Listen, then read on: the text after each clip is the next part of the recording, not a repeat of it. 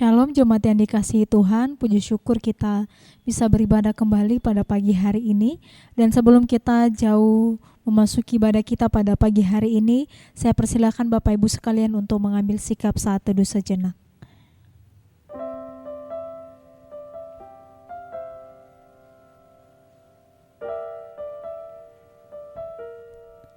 Mari kita memulai ibadah kita pada pagi hari ini dengan penuh kerendahan hati. Mari kita memuji Dia, kita menyembah Dia. Mari kita pujikan, ku nyanyi haleluya.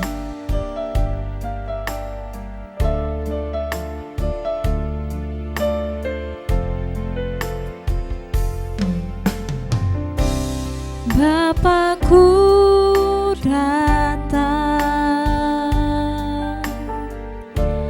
menyembahmu di sini,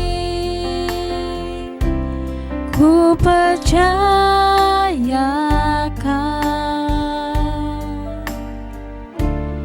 ada bagiku. Sekali lagi, Bapakku datang. Bapakku datang menyembahmu di sini, ku percaya kau ada bagiku. Tak usah ku takut, sebab kau sertaku. Tak usah ku bimbang, kau di dalamku. Tak usah ku cemas, kau penghiburku. Saat ku lemah, kau kuatku. Ku nyanyi haleluya, ku nyanyi haleluya. Sungguh kau hebat, ajaib perkasa perbuatanmu. Oh, ku nyanyi haleluya,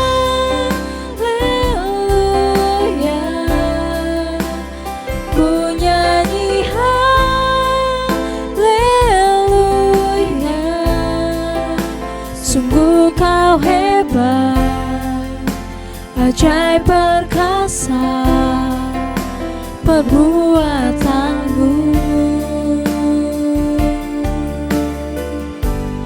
Di hidupku, mari kita pujikan sekali lagi. Bapakku datang padamu.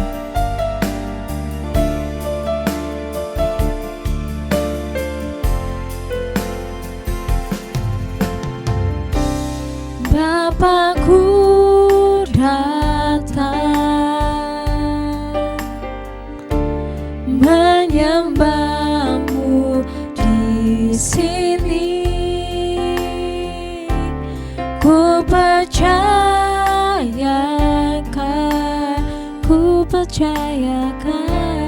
ada bagiku. Tak usah ku takut, sebab kau sertaku. Tak usah ku bimbang, kau di dalamku. Tak usah ku cemas, kau penghiburku. Saat ku lemas, kau kuatku. Ku nyanyi haleluya,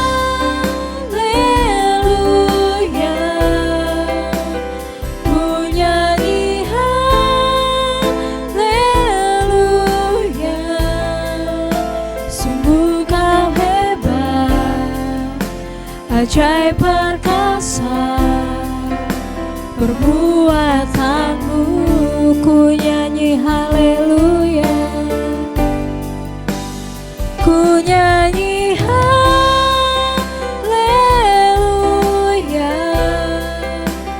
ku nyanyi haleluya.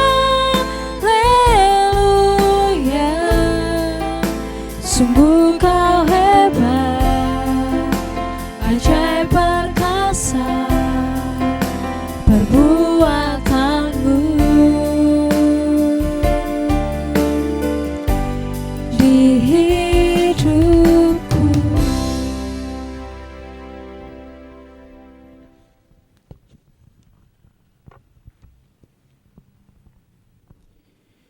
Mari jemaat Tuhan bangkit berdiri. Tuhan adalah terangku dan keselamatanku. Kepada siapakah aku harus takut? Tuhan adalah benteng hidupku. Terhadap siapakah aku harus gemetar?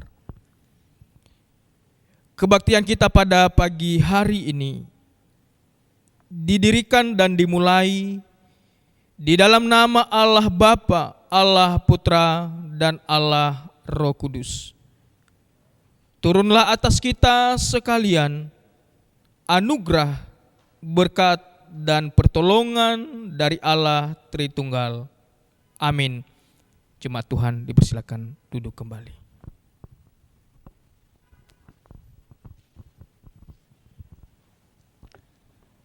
Kita bersyukur bahwa kasih-Nya telah terbukti bagi setiap kita. Ia mati menebus setiap kita dari dosa yang kita lakukan. Pada saat ini mari kita merendahkan diri di hadapan-Nya. Mari kita mengakui segala dosa dan pelanggaran kita.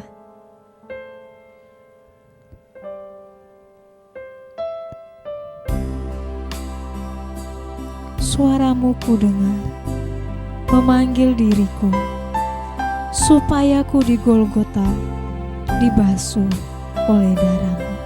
Mari kita pujikan ini dengan penuh kesungguhan hati. Suara-Mu ku dengar.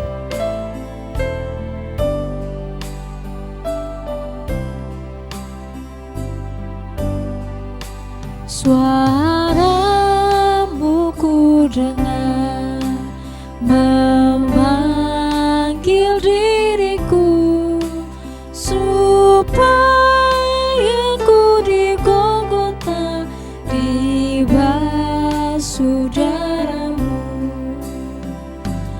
Aku datanglah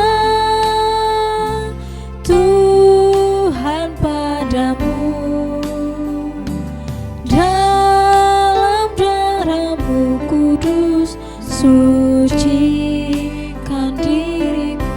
Mari kita pujikan dari awal.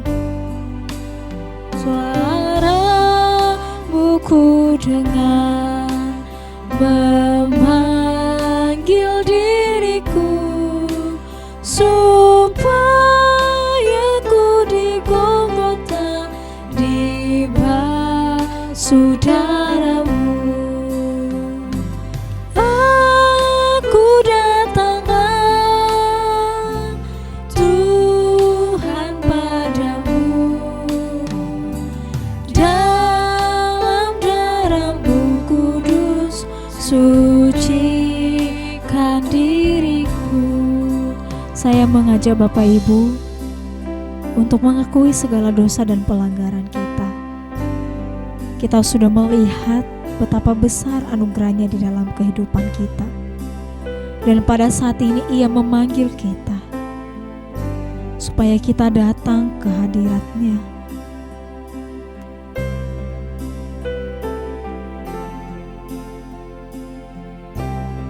Terima kasih Tuhan buat karya keselamatan yang telah Engkau nyatakan dalam kehidupan kami. Ampuni kami Tuhan ketika kami seringkali menyakiti Engkau, meninggalkan Engkau Tuhan. Terima kasih Tuhan untuk semua yang telah Engkau lakukan di dalam kehidupan kami. Mari kita pujikan sekali lagi. Suara-Mu ku dengar, memanggil diriku. Suaramu ku dengar memanggil diriku, supaya ku di Golgota dibasuh darahmu. Aku datanglah Tuhan padamu, dalam darahmu kudus sucikan diriku. Amin. Pada saat ini saya mengajak Bapak Ibu untuk bangkit berdiri. Yang menjadi berita anugerah bagi setiap kita pada hari ini terambil dari Yohanes 14 ayat yang ke-6. Kata Yesus kepadanya, "Akulah jalan dan kebenaran dan hidup. Tidak ada seorang pun yang datang kepada Bapa kalau tidak melalui aku." Kita percaya bahwa Tuhan adalah satu-satunya sebagai juru selamat di dalam kehidupan kita. Oleh karena itu, mari kita katakan di dalam kehidupan kita bahwa kita menjadi orang pemenang karena kita sudah dibebaskan dari sang belenggu dosa. Mari kita bersorak-sorai memuji Dia, memuliakan nama Tuhan.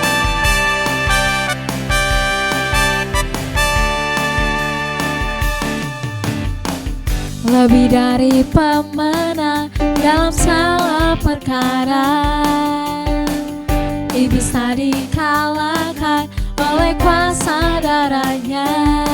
Jika Allah di pihak kita, siapa dapat melawan kita? Lebih dari pemenang. Haleluya, kibarkanlah pancinya, Yesus Raja segala raja. Haleluya, bangkit lagi gerejanya, kita lebih dari pemenang. Mari kita pujikan sekali lagi, lebih dari pemenang. Lebih dari pemenang dalam segala perkara, amin. Iblis tadi dikalahkan oleh kuasa darahnya. Jika Allah di pihak kita, siapa dapat melawan kita? Lebih dari pemenang. Haleluya, kibarkanlah pancinya, Yesus Raja segala raja. Haleluya, bangkitlah gerejanya, kita lebih dari pemenang. Sekali lagi haleluya, haleluya, kibarkanlah pancinya, Yesus Raja segala raja. Haleluya, bangkitlah gerejanya, kita lebih dari pemenang. Kita lebih dari pemenang. Sekali lagi kita lebih dari pemenang. Berikan kemuliaan untuk Tuhan, karena kita sudah dimenangkan, kita sudah dibebaskan, dan kita sudah menjadi pengikut Kristus. Dan saatnya kita tidak perlu ragu lagi untuk mengikut Dia. Mari kita sekali lagi memuji memuliakan Tuhan. Kita katakan, tiada ku ragu lagi untuk mengikut-Mu Yesus. Tiada ku ragu lagi untuk melayani-Mu.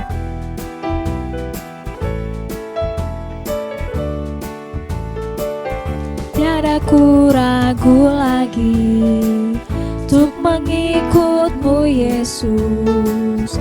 Tiada ku ragu lagi untuk melayani-Mu. Walau banyak rintangan dan badai pun menerjang,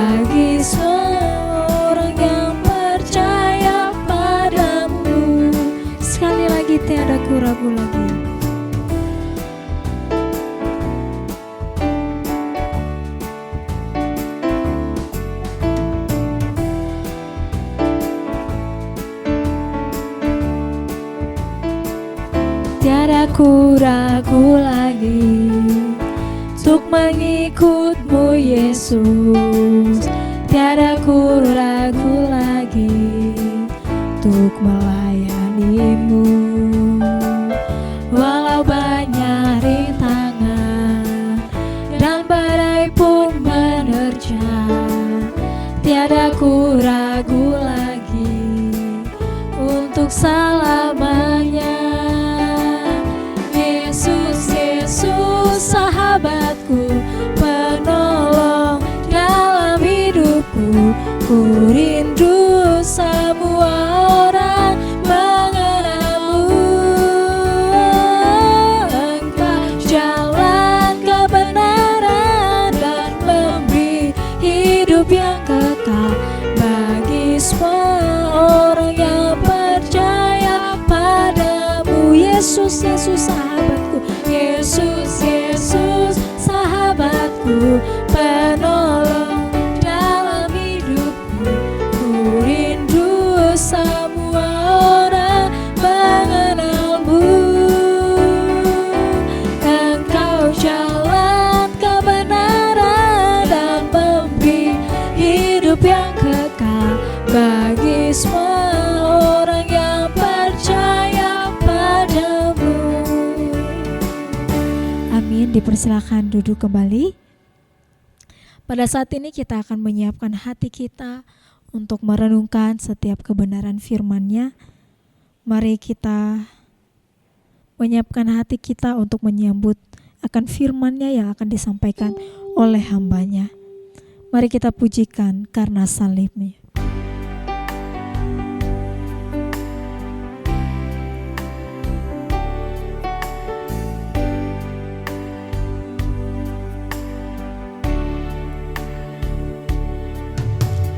Hanya Kau Tuhan di hidupku. Kau berikan hidup yang baru.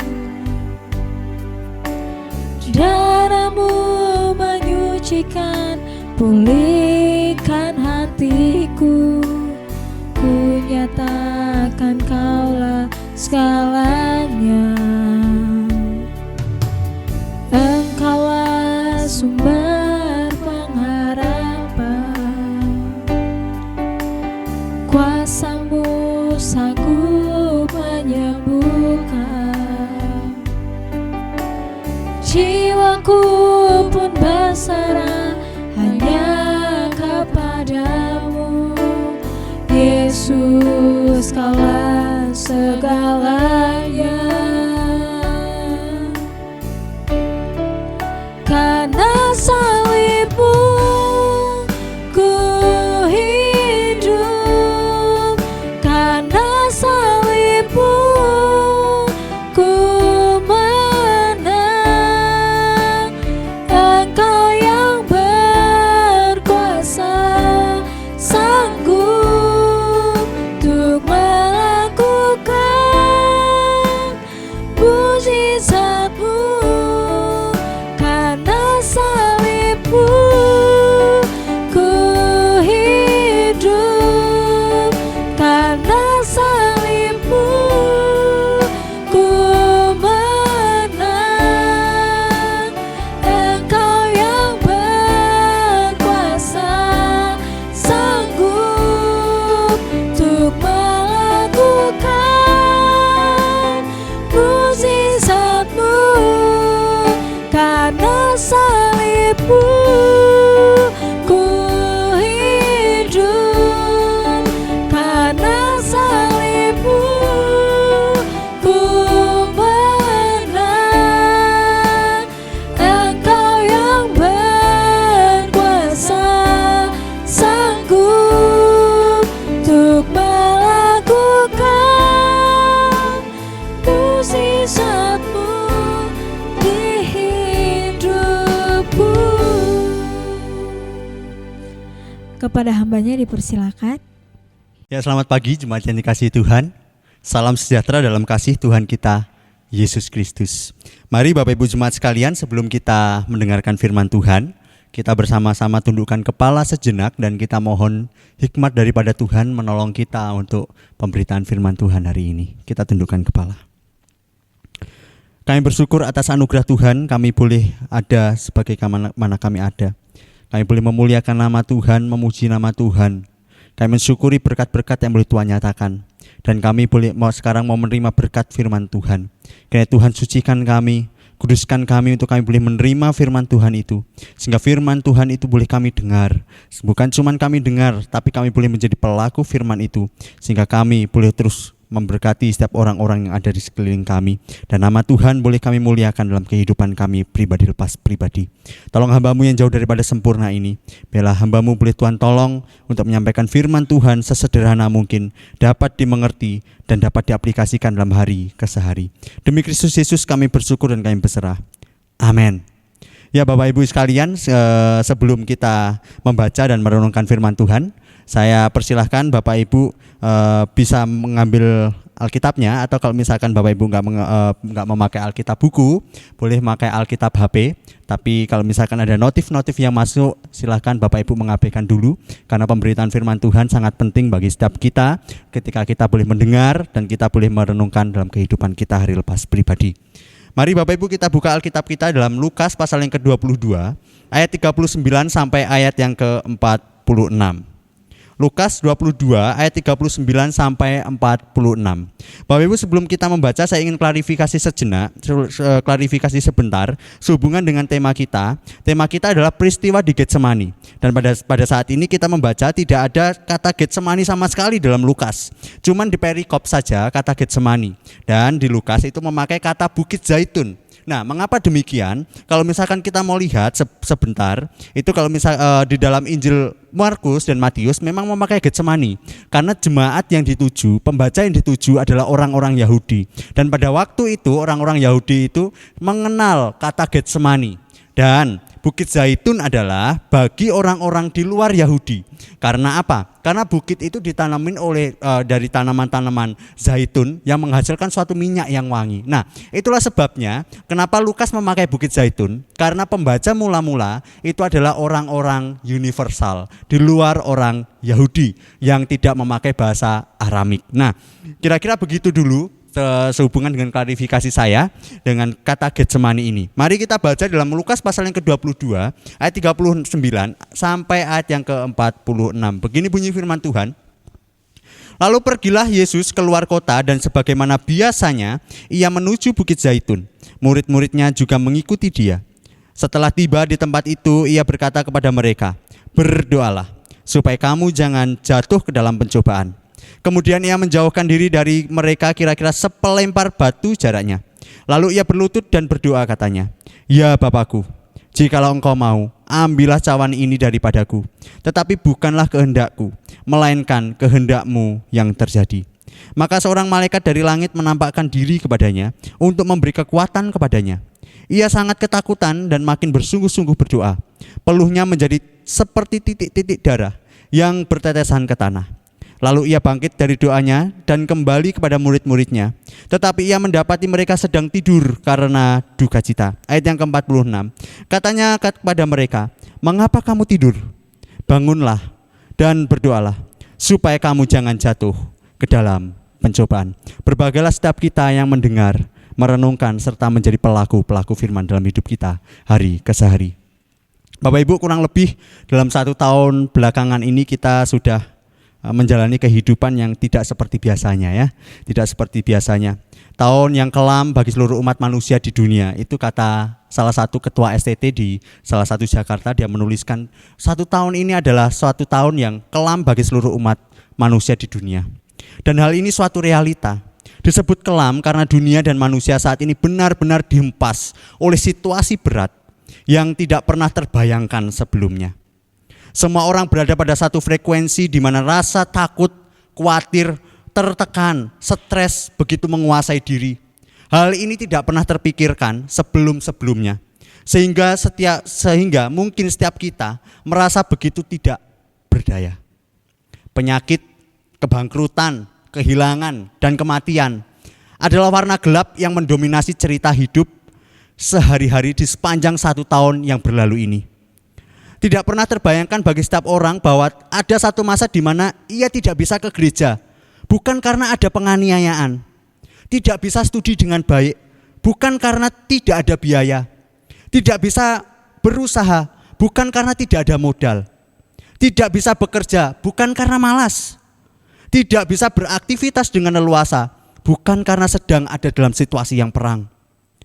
Tetapi alasan mengapa mereka tidak bisa berleluasa melakukan aktivitas, karena dunia sedang dilanda pandemi yang sangat dahsyat. Pendek kata, 1 tahun terakhir ini merupakan tahun yang dijalani dan dilewati oleh banyak orang dengan ragam cerita tentang kehilangan, kesakitan, ketakutan, kekhawatiran, kecemasan, dan bahkan tekanan hidup yang sangat berat. Manusia benar-benar berada di tengah penderitaan, di tengah bahaya, di tengah bencana, bahkan di titik terendah dalam kehidupan mereka. Ironinya Bapak Ibu, tidak ada seorang pun yang tahu kapan semua ini akan benar-benar berakhir. Seringkali kita berdoa dan meminta bahwa Tuhan menghentikan semuanya. Tapi bukankah semuanya tidak bisa terjadi kalau Tuhan tidak berkehendak menghentikan semuanya itu? Karena yang terjadi bukanlah kehendak kita, karena kehendak Tuhan. Semua orang berada dalam titik-titik terendah pada saat ini. Bukan cuma karena mereka malas pada saat mereka tidak bekerja. Bukan karena mereka tidak punya biaya karena mereka tidak bisa studi dengan baik. Bukan karena mereka tidak punya modal ketika mereka tidak berusaha. Tapi karena situasi yang sangat berat yang telah menimpa dunia ini, yang telah menerjang dunia ini, sehingga mereka berada dalam satu situasi yang sangat berat. Bapak Ibu, kalau misalkan kita lihat secara seksama, melihat teks yang kita baca ini, Tuhan Yesus dan murid-muridnya pun juga berada dalam satu fase di mana mereka berada dalam duka cita dan berada dalam satu emosi, suatu keadaan yang sangat-sangat menghimpit mereka. Mereka sangat mempunyai beban berat pada waktu itu. Namun harus perlu disadari, beban mereka, maksudnya beban murid-murid dan Tuhan Yesus, masalah murid-murid dan masalah Tuhan Yesus itu tidak sama. Sekalipun mereka berada dalam situasi yang berat. Mengapa demikian? Kalau misalkan kita mau lihat, murid-murid berduka cita, bukan karena mereka itu mau dianiaya atau mereka itu mau diapa-apakan gitu ya, bukan. Tetapi karena mereka itu mendengar suatu perkataan Yesus yang mengatakan bahwa mereka akan ditinggalkan dan mereka itu akan dibenci oleh orang-orang dunia. Bapak Ibu bisa bandingkan di dalam Yohanes pasal 15 sampai pasal yang ke-16. Nah, berbeda dengan Tuhan Yesus. Tuhan Yesus mengalami situasi dan beban berat bukan karena mau dibenci oleh dunia seperti murid-muridnya, bukan.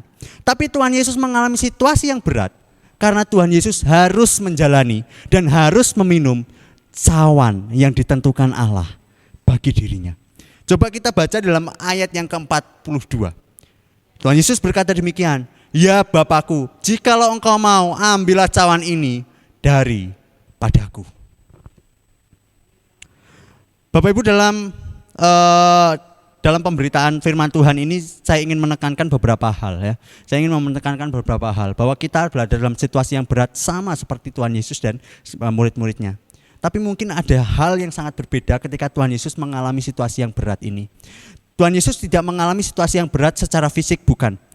Tuhan Yesus bukan mengalami situasi yang berat karena ditinggalkan murid-muridnya, bukan juga. Tuhan Yesus bukan takut ketika mereka akan menganiaya Tuhan Yesus, bukan. Tetapi ketika Tuhan Yesus menakutkan sesuatu dan Tuhan Yesus mengalami masalah yang meminum cawan dan menerima cawan dari Bapa itu sendiri.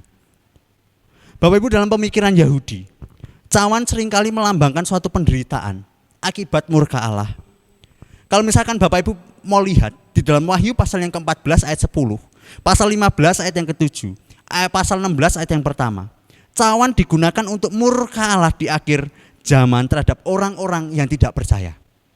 Dalam konteks pergumulan di Getsemani, murka Allah merujuk ke depan pada momen ketika Yesus ditinggalkan oleh Bapa. Sekali lagi ya, pada waktu momen murka Allah diberikan adalah merujuk ke depan ketika momen Yesus ditinggalkan oleh Bapa. Bisa dibandingkan dalam Markus pasal 15 ayat 34. Keterpisahan dengan Bapa inilah yang menjadi inti dari hukuman dosa di neraka. Keterpisahan ini bersifat total, dalam arti tidak ada kemurahan Allah sama sekali. Dalam istilah Wahyu pasal 14 ayat 10, ini adalah cawan anggur yang tanpa campuran. Ketika Yesus ditinggalkan Bapa di atas kayu salib, saat itulah dia menanggung hukuman neraka bagi orang percaya. Namun bagaimanapun juga kita tidak boleh memahami ya, penderitaan rohani Yesus tersebut dalam kualitas yang sama dengan penderitaan rohani orang di neraka. Jangan bisa dibandingkan dengan situasi seperti itu, Bapak Ibu ya. Penderitaan Yesus jauh melampaui hal itu. Mengapa demikian, Bapak Ibu? Di neraka orang dihukum karena mereka emang bersalah. Jadi wajar kalau orang bersalah dihukum, wajar. Tapi coba kita bandingkan Tuhan Yesus. Yesus dihukum sebagai orang yang tidak bersalah. Satu kesalahan apapun tidak ada dalam diri Yesus, tapi Yesus mengalami hukuman itu. Bukankah lebih sulit menerima hukuman jika kita merasa tidak melakukan hal itu? Betul ya? Selain itu, di neraka orang hanya menanggung hukumannya sendiri, betul ya? Orang masuk neraka karena menanggung hukumannya sendiri. Tapi coba bandingkan dengan Tuhan Yesus. Ketika Tuhan Yesus menerima cawan murka Allah itu, ketika Tuhan Yesus ditinggalkan oleh Bapa itu, Tuhan Yesus enggak menanggung hukumannya sendiri. Bukan menanggung dirinya sendiri, tapi menanggung seluruh umat yang berdosa. Bapak Ibu, dengan demikian, bukankah pergumulan dan masalah yang dihadapi Tuhan Yesus adalah masalah yang sangat berat? Dia berada di dalam titik yang terendah dalam kehidupannya di dunia. Dia berada pada suatu beban yang sangat-sangat berat. Dan pada saat beban, tekanan dan masalah yang berat itu terjadi padanya, ada satu respon yang luar biasa yang Tuhan Yesus tunjukkan, yang Tuhan Yesus berikan, dan Injil Lukas tuliskan, dan Injil-Injil sinoptik tuliskan. Respon itu adalah berdoa. Hal ini sangat kontras, Bapak Ibu, kalau misalkan kita mau lihat. Kita sudah melihat tadi, murid-muridnya sama mengalami beban berat. Karena mereka akan dibenci, ditinggalkan oleh orang-orang dunia. Tuhan Yesus juga mengalami beban berat, tapi responnya berbeda. Tuhan Yesus menghadapi pencobaan itu, Tuhan Yesus menghadapi masalah dan beban berat itu dengan berdoa. Coba kita lihat murid-muridnya, apa yang dilakukannya? Mereka bukannya malah berdoa, tapi mereka terlelap oleh karena kenyamanan mereka, yaitu apa? Tertidur, Bapak Ibu. Satu respon yang sangat berbeda. Ini suatu ironi yang sangat berbeda, di mana Tuhan Yesus pernah berkata di dalam khotbahnya di bukit, berdoalah dan berjaga-jagalah. Tapi murid-muridnya ternyata tidak melakukan hal itu. Dan hal ini telah dilakukan oleh Yesus ketika Tuhan Yesus berbeban berat, punya masalah yang berat. Tuhan Yesus berdoa di hadapan Tuhan dan meminta pertolongan Tuhan atas beban yang telah ditanggungnya. Bapak Ibu, tampaknya ketika kita baca dalam Lukas pasal yang ke-22 ini, Injil Lukas atau Dokter Lukas, penulis dari kitab Lukas ini, itu lebih condong pada doa dan pencobaan. Injil Lukas ini lebih condong pada doa dan pencobaan. Dalam tanda kutip begini, Bapak Ibu. Jadi Lukas ini ingin berkata bagaimana kuasa doa di tengah pencobaan, baik itu yang akan terjadi maupun yang telah terjadi. Sekali lagi ya, Injil Lukas itu ingin berkata kuasa doa akan nyata ketika kita berada dalam pencobaan, baik itu yang akan terjadi atau yang telah terjadi. Dan inilah yang Tuhan Yesus lakukan. Tuhan Yesus memberikan suatu teladan yang sangat luar biasa, bahwa ketika dia mengalami beban, ketika dia mengalami tekanan yang membuat dia takut dan gentar, di Injil lain dikatakan dia takut dan gentar, Tuhan Yesus meresponi dengan doa yang demikian. Coba kita baca dalam ayat yang ke-42. Ya Bapakku, jikalau engkau mau, ambillah cawan ini daripadaku, tetapi bukanlah kehendakku, melainkan kehendakmu lah yang terjadi. Bapak Ibu, dari doa Tuhan Yesus ini kita bisa mengambil dua konsep doa yang benar, ya. Kita bisa mengambil dua konsep doa yang benar. Yang pertama Bapak Ibu, doa berarti mempercayai kuasa Allah. Sekali lagi ya. Yang pertama, doa itu mempercayai kuasa Allah. Kita bisa lihat di mana? Kita bisa lihat di dalam ayat yang ke-42a. Di mana Tuhan Yesus berkata begini, jikalau engkau mau, kalau misalkan jikalau engkau mau, berarti kira-kira Allah Bapa bisa enggak? Bisa Bapak Ibu. Dia bisa melakukan apa saja. Karena dia pencipta, dia penguasa, dia pemilik segala sesuatu. Dan Tuhan Yesus meyakini bahwa Allah mampu mengambil cawan itu dan mengalihkan kepada metode yang lain. Bisa saja dilakukan. Ya. Sehingga dengan demikian Allah memang berkuasa untuk segala sesuatu. Konsep doa yang benar adalah yang pertama, kita harus mempercayai bahwa bahwa Allah berkuasa atas segala sesuatu. Yang kedua, konsep doa yang benar adalah doa berarti mempercayakan diri pada rencana Bapa. Sekali lagi ya, doa itu mempercayakan diri pada rencana Bapa. Ada dalam ayat 42b. Yesus memang mempunyai keinginan, betul. Keinginannya adalah cawan itu bisa lalu daripadanya. Punya keinginan.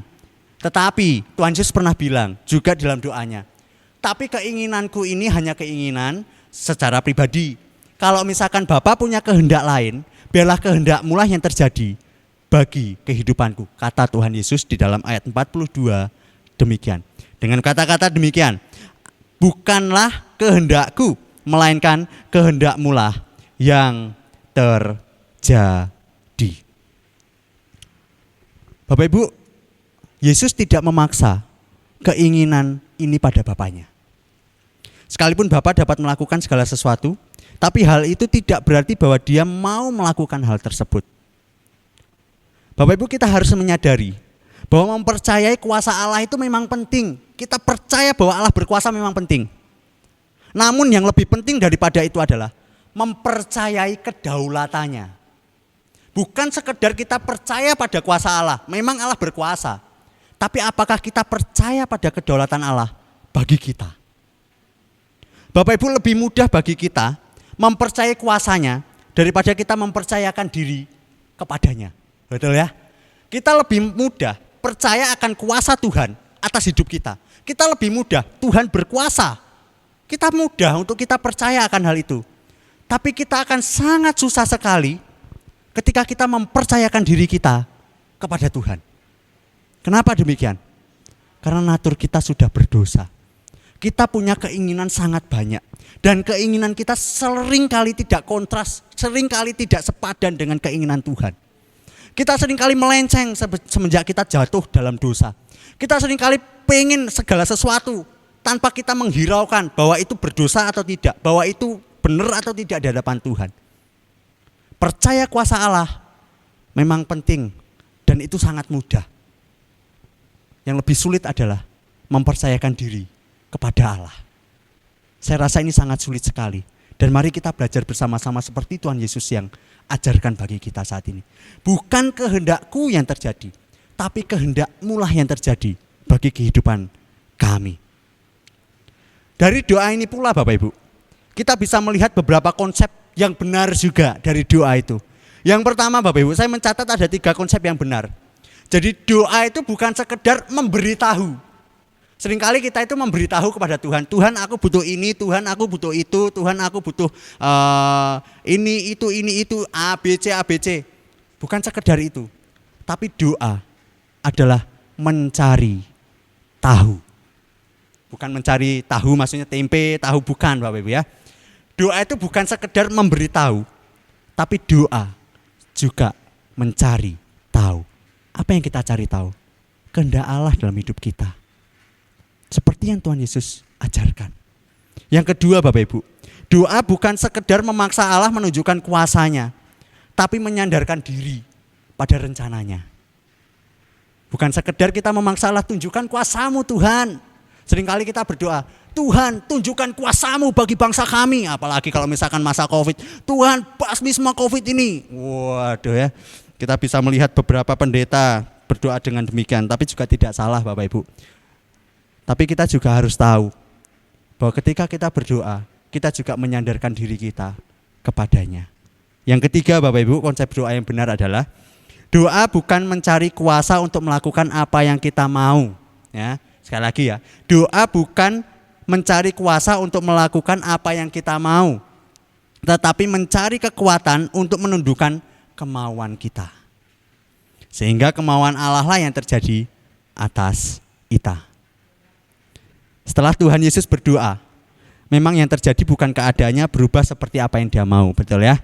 Keadaannya tetap dia harus meminum cawan ya. Dia harus meminum cawan, dia harus menerima apa yang Tuhan mau dalam hidupnya, karena Allah Bapa mengutus dia untuk melakukan hal itu terjadi di atas hidup kita, karena menunjukkan kasih Allah bagi kita.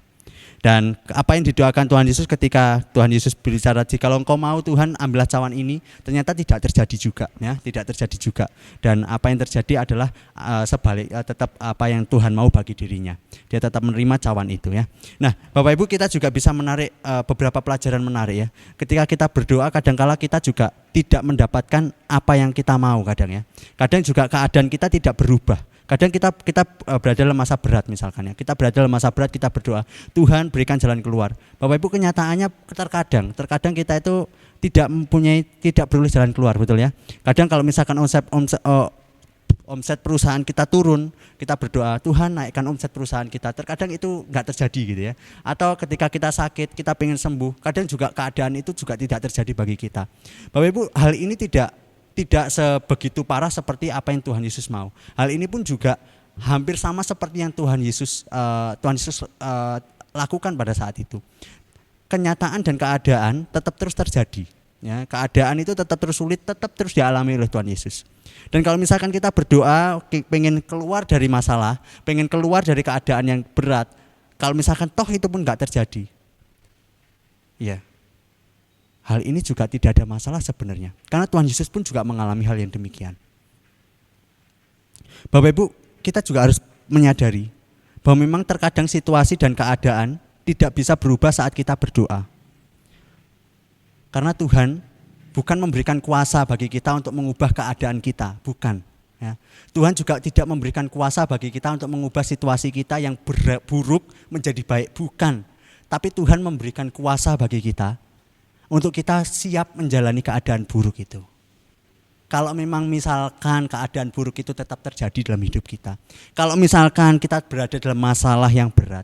Kalau misalkan kita tetap terus berada dalam situasi yang cukup sangat pelik dalam hidup kita. Dan kita tidak punya jalan keluar. Tuhan terkadang tidak memberikan kuasa bagi kita untuk mengubah keadaan. Tapi Tuhan memberikan kuasa bagi kita untuk kita tetap kuat, untuk menjalani keadaan dan situasi yang sangat berat. Sekali lagi ya, Tuhan terkadang tidak memberikan kuasa untuk mengubah keadaan, tapi Tuhan memberikan kuasa bagi kita untuk menjalani situasi yang berat itu. Pertolongan Tuhan sungguh nyata bagi kita. Bukankah kita sudah melihat pertolongan Tuhan setahun belakangan ini? Sudah 1 tahun lebih ya, dari tanggal 2 Maret tahun 2020, saya masih ingat pada waktu itu di Depok, dua orang terkena COVID dan merambah ke seluruh Indonesia ya, merambah seluruh Indonesia dan sampai sekarang. Dan tidak tahu orang terjangkit atau tidak, orang kita bersentuhan atau tidak, tapi kita merasakan kasih Tuhan yang luar biasa, penyertaan Tuhan yang luar biasa. Kita bisa menghadapi hari demi hari oleh karena pertolongannya, oleh karena bimbingannya, oleh karena topangan tangannya yang kuat itu. Mungkin keadaan tidak berubah, tapi kita bisa berubah untuk tetap kuat menghadapi situasi dan keadaan seperti itu. Seperti yang Tuhan Yesus lakukan. Tuhan tetap kuat menghadapi keadaan yang tetap terjadi dalam dirinya. Tuhan tetap terus menerima bimbingan daripada Tuhan untuk menerima keadaan yang terjadi, bahkan itu pada situasi tersulit sekalipun ditinggalkan oleh Bapa. Tapi Tuhan tetap menjalaninya oleh karena tangan Tuhan yang kuat menopang dirinya. Tuhan dikuatkan, penguatan Tuhan ada ya dalam ketika malaikat menampakkan diri kepadanya. Tuhan dikuatkan melalui hal itu. Tapi Tuhan juga menguatkan melalui berbagai cara dalam kehidupan kita. Ketika kita menjalani situasi yang sangat berat dalam hidup kita. Hal ini dialami oleh Tuhan Yesus. Betul ya? Ketika dia berdoa, bimbingan Tuhan, topangan Tuhan telah dirasakan. Dia semakin kuat dan semakin dimantapkan ketika menjalani rencana Tuhan bagi dirinya. Sangat jauh berbeda dengan murid-muridnya. Ketika murid-muridnya dalam situasi berat meresponi hal itu dengan tertidur. Apa yang dilakukan murid-muridnya? Ketika beban yang sangat berat ada dalam dirinya dan gurunya ditangkap oleh orang-orang, dia tercerai-berai. Selain tercerai-berai, salah satu muridnya jatuh dalam pencobaan, yaitu apa? Memotong telinga hamba dari imam besar. Bapak Ibu lihat hasilnya. Injil Lukas ingin menyatakan kuasa doa di tengah pencobaan itu dengan nyata. Apa yang dialami Tuhan Yesus dan apa yang dialami oleh murid-muridnya. Bapak Ibu, suatu ketika ada anak yang sedang mengikuti sebuah lomba mobil balap mainan. Suasana sungguh meriah siang itu. Sebab ini adalah babak final ya. Pada waktu itu adalah babak final. Hanya tersisa 4 orang dari beberapa orang yang berlomba balap mobil mainan pada waktu itu. Dan ada salah satu orang yang bernama Mark ya. Ini orang bernama salah satu anak bernama Mark. Dia itu punya mobil yang biasa saja. Di antara ketiga temannya yang mengikuti babak final pada waktu itu. Mobilnya itu sudah berdebu, mobilnya itu sudah dianggap kayak rongsokan, mobilnya itu sangat sederhana. Makanya tidak heran ada begitu banyak orang ketika melihat mobil Mark ini tidak ada keinginan untuk memeriahkan tentang Mark ini ya, tidak berkeinginan untuk menyemangati si Mark karena mereka pesimis dengan apa yang dilakukan dengan apa mobil Mark pada waktu itu. Nah, singkat cerita pada waktu itu tibalah perlombaan final itu dimulai. Ya, pada saat dimulai 4 tempatnya sudah ditaruh di 4 perlintasan mobil. Ya, dan pada saat mau mulai, si Mark ini meminta kepada wasitnya dengan demikian, Pak Wasit, minta waktu sebentar untuk saya bisa berdiam sejenak. Sebelum mulai, si Mark meminta waktu sebentar untuk berdiam diri sejenak dan si Mark ini melakukan hal itu. Dia mulai memejamkan matanya, menundukkan kepalanya dan dia berkomat kamit. Banyak orang menganggap bahwa dia sepertinya si Mark itu berdoa. Ya. Banyak orang menganggap bahwa si Mark itu berdoa. Akhirnya setelah ia berkomat kamit dan setelah ia memelekkan matanya, si Mark ini berkata kepada wasit, Pak Wasit, saya siap, kata si Mark. Nah, setelah dia bilang dia siap, tembakan pistol dimulai. Duk! Langsung si mobil itu dipacu oleh si Mark, dilemparkan oleh si Mark supaya mobil itu bisa berpacu dengan mobil yang lain. Ini babak final. Ketika sudah mulai garis finish, mobil itu beriring-iringan 4-4-nya. Dan tibalah pada garis finish, si Mark lah yang bisa menang. Padahal si Mark ini mobilnya cuma kacang-kacangan. Ya. Mobilnya itu sangat sederhana dibandingkan 3 mobil yang lain. Pada saat naik podium, si Mark diwawancarai oleh salah seorang panitia. Nak, kamu ini jagoan. Aku melihat pada saat kamu mau mendorong mobilmu dan wasit menembakkan peluru pistolnya untuk memulai pertandingan, kamu sebelumnya berdoa. Aku tahu, pasti doamu pengen menang kan? Kata si panitia itu. Si Mark terdiam ketika pertanyaan itu dilontarkan si Mark kepada Mark. Dan dia bilang, bukan Pak, bukan itu yang aku panjatkan. Lalu ia melanjutkan, sepertinya tak adil untuk meminta pada Tuhan untuk menolongku mengalahkan orang lain. Aku hanya berdoa bahwa supaya aku tidak menangis jika aku kalah. Semua hadirin terdiam mendengar suara si Mark itu. Setelah beberapa saat, para hadirin yang melihat itu, mereka bertepuk tangan oleh karena doa si Mark yang agung itu. Dia tidak ingin menang, tapi dia berdoa supaya dia tidak menangis pada saat dia kalah. Mark tidaklah bermohon pada Tuhan untuk menang dalam setiap ujian. Mark tak memohon kepada Tuhan untuk meluluskan dan mengatur setiap hasil yang ingin diraihnya. Anak itu juga tak meminta Tuhan mengabulkan semua harapannya. Ia tak berdoa untuk menang dan menyakiti yang lain. Namun Mark bermohon pada Tuhan agar diberi kekuatan saat menghadapi itu semua. Ia berdoa agar diberikan kemuliaan dan mau menyadari kekurangan dengan rasa bangga.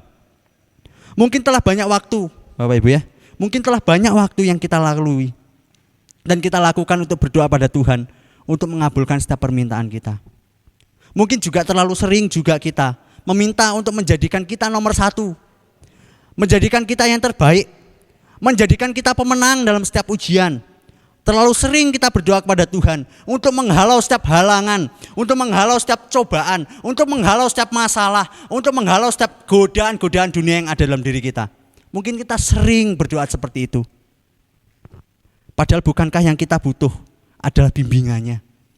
Yang kita butuh adalah tuntunannya. Yang kita butuh adalah panduannya bagi kita. Kita sering terlalu lemah untuk percaya bahwa kita kuat. Kita sering lupa dan kita sering merasa cengeng dalam kehidupan ini. Tak adakah semangat perjuangan yang mau kita lalui? Saya yakin Bapak Ibu, Tuhan memberikan kita ujian yang berat, bukan membuat kita lemah, cengeng atau mudah menyerah, tapi membuat kita semakin kuat dalam topangannya, semakin kuat menjalani hari demi hari, karena Dia bersama dengan kita. Sama seperti Yesus berdoa yang mencari kehendak Tuhan, mencari pimpinan Tuhan, mencari pertolongan Tuhan. Dia tidak memaksakan kehendaknya untuk bisa menang. Dia tidak mencari kehendaknya untuk keinginannya boleh dipuaskan. Bukan. Tapi dia mencari tahu apa yang Tuhan kehendaki dalam dirinya. Dia mau bersandar atas apa yang Tuhan nyatakan bagi dirinya. Dan ujung-ujungnya adalah pertolongan Tuhan dinyatakan bagi dirinya. Bapak Ibu, berbahagialah jika engkau tetap mau bersandar pada tangan Tuhan yang kuat. Namun bertobatlah Bapak Ibu. Ketika ada di antara kita yang tetap terus ingin keinginan kita dikabulkan oleh Tuhan. Memang keinginan kita biasanya memang sesuai dengan kehendak Tuhan. Tapi tidak jarang keinginan kita pun. Dan begitu banyak keinginan kita yang tidak sesuai dengan kehendak Tuhan. Ketika kita memaksa Tuhan sesuai dengan apa yang kita keinginkan. Mari Bapak Ibu, dengan rendah hati kita bertobat. Dengan rendah hati kita mau seperti apa yang Tuhan Yesus ajarkan bagi kita. Bukan keinginanku yang terjadi, tapi keinginan Tuhan yang terjadi atas hidup kita. Contoh Tuhan Yesus berdoa Bapak Ibu. Tuhan Yesus berdoa bukan sekedar memberitahu, tetapi dia juga mencari tahu. Tuhan Yesus berdoa bukan memaksa Allah untuk menunjukkan kuasanya, tapi menyandarkan diri pada rencananya. Dia berdoa bukan mencari kuasa untuk melakukan apa yang dia mau, tetapi mencari kekuatan untuk menundukkan kemauan dia pada rencana Bapaknya. Contohlah hal ini, sehingga saya yakin pertolongan, bimbingannya akan kita rasakan secara nyata saat kita melewati masalah, tantangan, dan cobaan. Dan terakhir, kita pasti melihat rencana Tuhan yang sangat indah yang Tuhan berikan bagi setiap kita. Selamat memasuki Minggu Prapaskah dan menyambut Jumat Agung pada hari Jumat ke depan. Kiranya setiap kita mengoreksi diri kita dan kita boleh terus menerima apa yang Tuhan nyatakan bagi kita. Kita merendahkan diri kepada Tuhan dan kita memohon ampun bagi Tuhan. Dan kita menerima berkat Tuhan atas apa yang Tuhan nyatakan bagi kita. Kita tundukkan kepala dan kita berdoa. Kami bersyukur atas firman-Mu pada pagi hari ini. Bila firman ini boleh tertanam bagi kami, berakar, dan kami boleh lakukan dalam kehidupan kami. Dalam doa-doa kami tidak mau sekedar kami memberitahu kepada Engkau, tapi kami mau mencari tahu kehendak Tuhan bagi kehidupan kami. Terima kasih atas firman Tuhan yang boleh kami dengarkan pada pagi hari ini. Bila firman ini bukan cuma lalu begitu saja. Tapi firman ini kami boleh lakukan dalam kehidupan kami hari lepas hari. Berkati kami semuanya, tolong kami semuanya. Demi Kristus Yesus kami bersyukur dan kami berdoa. Amin. Bapak Ibu Jemaat, mari kita bersama-sama bangkit berdiri. Bersama dengan umat percaya dari segala abad dan tempat, mari kita mengikrarkan pengakuan iman rasuli. Aku percaya kepada Allah, Bapa yang Maha Kuasa, Khalik langit dan bumi, dan kepada Yesus Kristus anaknya yang tunggal Tuhan kita, yang dikandung daripada Roh Kudus, lahir dari anak darah Maria, yang menderita sengsara di bawah pemerintahan Pontius Pilatus, disalibkan, mati dan kuburkan, turun ke dalam kerajaan maut. Pada hari yang ketiga, bangkit pula dari antara orang mati, naik ke surga, duduk sebelah kanan Allah, Bapa yang Maha Kuasa. Dan dari sana ia akan datang untuk menghakimi orang yang hidup dan yang mati. Aku percaya kepada Roh Kudus, gereja yang kudus dan am, persekutuan orang kudus, pengampunan dosa, kebangkitan orang mati, dan hidup yang kekal. Amin. Semangat pisahkan untuk duduk kembali. Saya akan memimpin dalam doa syafaat. Mari kita berdoa. Bapa Surgawi, kami sangat bersyukur karena pertolongan Tuhan kami boleh melewati hari demi hari, dan kami boleh beribadah sekalipun kami berada di rumah kami masing-masing. Tapi kami yakin dan percaya sesuai dengan janji Tuhan, 2-3 orang berkumpul dalam nama Tuhan, Engkau ada dalam setiap kehidupan kami. Terima kasih Tuhan atas anugerah yang boleh Tuhan nyatakan, atas berkat yang boleh Tuhan berikan melalui media yang telah kami lakukan. Biarlah ini menjadi bagian untuk kami boleh bertumbuh iman kami di hadapan Tuhan, dan setiap kami boleh memuliakan nama Tuhan dalam hidup kami. Melalui ibadah-ibadah ini kami boleh mengenal Tuhan yang benar, dan ketika kami mengenal Tuhan yang benar, kami boleh mengenal Tuhan dengan benar. Baik itu melalui pelayanan kami, baik itu melalui apapun yang kami lakukan, pekerjaan kami, melalui apapun yang kami nyatakan, biarlah semuanya merupakan wujud dari pengenalan kami kepada Tuhan yang benar. Terima kasih Tuhan atas firman-Mu yang boleh kami dengarkan pada pagi hari ini.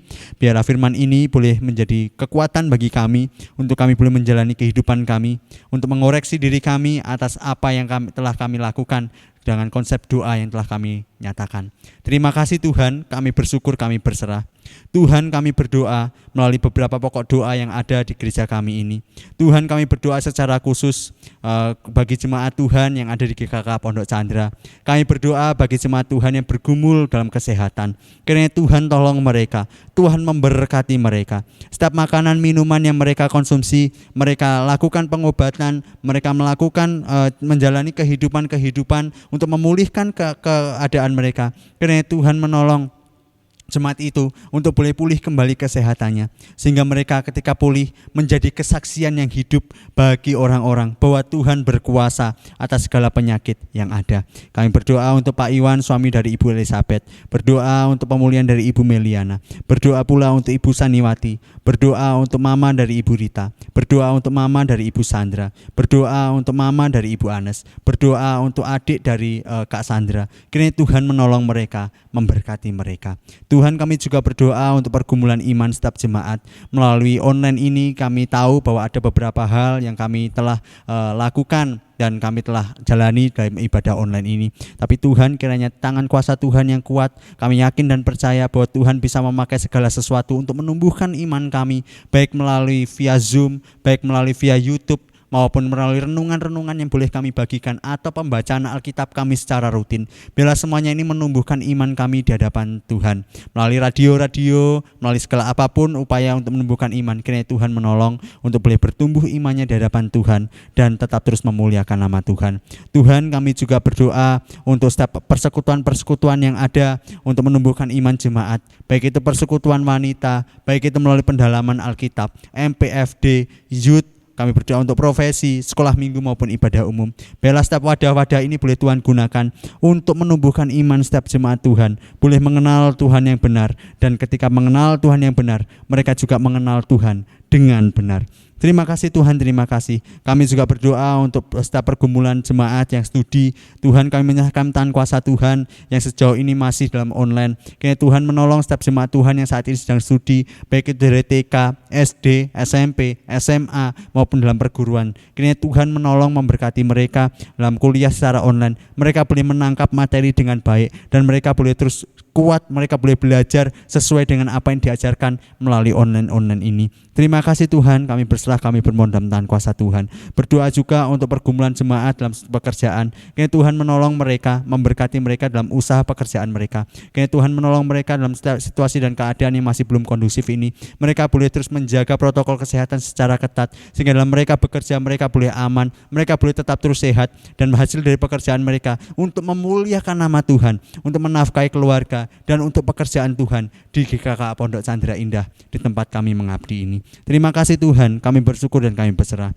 Tuhan, kami juga berdoa untuk pergumulan gereja kami, yang kami juga bersyukur Tuhan kami boleh melihat progres demi progres, di mana Tuhan nyatakan kuasa Tuhan untuk kami boleh melihat renovasi gedung gereja yang akan usai, akan selesai. Kami bersyukur atas penyertaan Tuhan ini. Kiranya Tuhan tolong dalam acara kedepannya. Kiranya Tuhan menolong memberkati bukan cuma gedung gereja kami yang kami renovasi, tetapi hati kami pribadi lepas pribadi. Kami boleh mengoreksi apa yang kurang baik kita buang, tetapi apa yang baik kami boleh bangun itu untuk hormat kemuliaan bagi nama Tuhan. Terima kasih Tuhan, kami berdoa untuk setiap apapun yang digumulkannya, baik itu melalui dana yang saat ini masih belum cukup. Kiranya Tuhan menolong, Tuhan memberkati. Kami yakin dan percaya bahwa Tuhan punya banyak cara untuk mencukupkan dana dalam pembangunan gedung gereja kami GKK Pondok Chandra ini. Terima kasih Tuhan, kami bersyukur dan kami berserah. Kami juga berdoa Tuhan untuk bangsa dan negara kami. Kiranya Tuhan menolong, Tuhan memberkati bangsa dan negara kami melalui pemimpin-pemimpin kami. Kiranya Tuhan tolong mereka untuk mereka boleh bersatu hati, mereka memikirkan apa yang terbaik bagi kemajuan bangsa Indonesia ini, baik itu presiden, wakil presiden, para jajaran menteri, gubernur, wali kota, bupati, dan semua pemimpin-pemimpin. Kiranya Tuhan menolong memberkati mereka untuk mereka boleh terus berjejaring satu dengan yang lain untuk kemuliaan nama Tuhan, memajukan bangsa kami, dan setiap kami boleh terus saling berkontribusi untuk memajukan bangsa kami, yaitu Indonesia tercinta ini. Terima kasih Tuhan, kami bersyukur dan kami berserah. Tuhan, kami menyerahkan pula untuk acara ke depan dalam satu minggu sepekan ini. Kiranya Tuhan menolong dalam acara, dalam persekutuan PW, dalam persekutuan MPFD maupun Jumat Agung yang akan kami selenggarakan, dan disertai perjamuan kudus. Kami juga berdoa untuk ibadah umum ke depan. Kiranya Tuhan menolong, Tuhan memberkati setiap para pelayan. Kiranya Tuhan boleh kuduskan, sucikan, sehingga mereka boleh menjadi berkat bagi setiap kami, dan kami boleh berbau harum di mata Tuhan. Terima kasih Tuhan, kami juga menyerahkan persembahan kami yang akan kami berikan. Kiranya Tuhan boleh terus memberkati persembahan kami ini hingga bisa menjadi hormat kemuliaan bagi nama Tuhan untuk pekerjaan Tuhan di GKK Pondok Chandra Indah ini. Terima kasih Tuhan, doa yang jauh dari sempurna ini kami alaskan dalam tangan kuasa Tuhan. Biarlah nama Tuhan yang jadi dan kehendak Tuhan yang jadi atas doa-doa kami. Demi Kristus Yesus kami bersyukur dan kami berserah. Amin. Terima kasih untuk hambanya yang sudah menyampaikan kebenaran firman Tuhan. Kiranya ini menjadi berkat dan juga kita hidupi di dalam kehidupan kita sehari-hari. Dan juga pada saat ini kita akan memberikan persembahan kita bagi Bapak Ibu yang bersedia dan memiliki kerinduan untuk memberikan persembahan, bisa ditransfer lewat nomor rekening di bawah ini. Dan bagi Bapak Ibu yang berhalangan bisa menghubungi hamba Tuhan atau majelis di gereja kita. Dan pada saat ini kita akan memuji memuliakan Tuhan. Mari kita katakan, kecaplah dan lihatlah.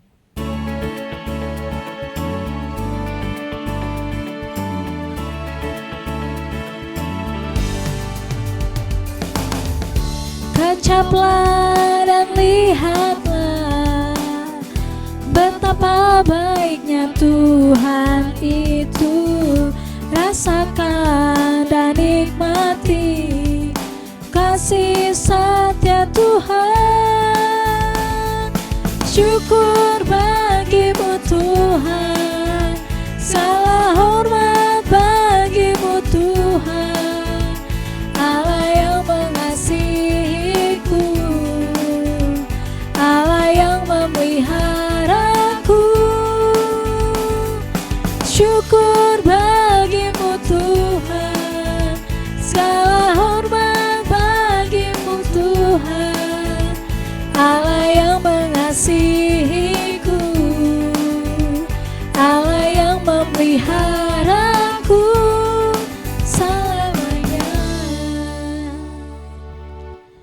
Dan pada saat ini kita akan mengakhiri ibadah kita. Saya undang Bapak Ibu untuk bangkit berdiri. Kita pujikan doksologi.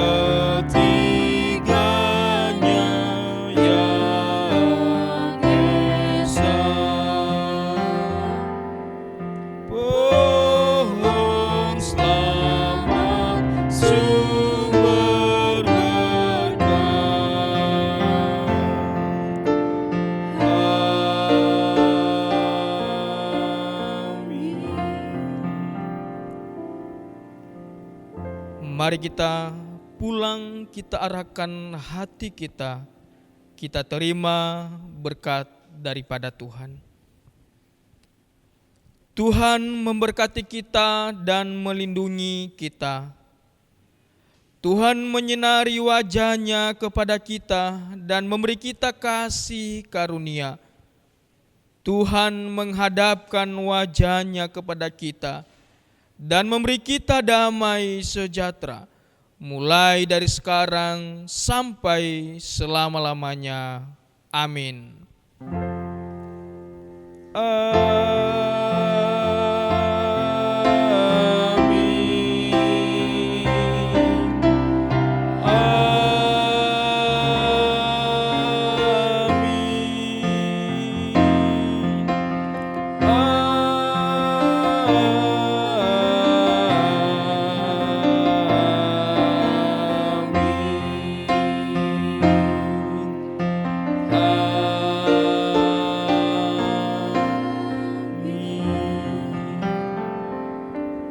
Jemaat Tuhan dipersilakan duduk kembali. Ibadah kita selesai. Doa teduh.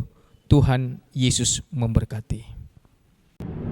Hai semuanya, kami dari Komisi Sekolah Minggu Sion. Nah, buat pasca tahun ini, Komisi Sekolah Minggu Sion mengadakan acara yang sangat menarik buat kalian anak-anak semua.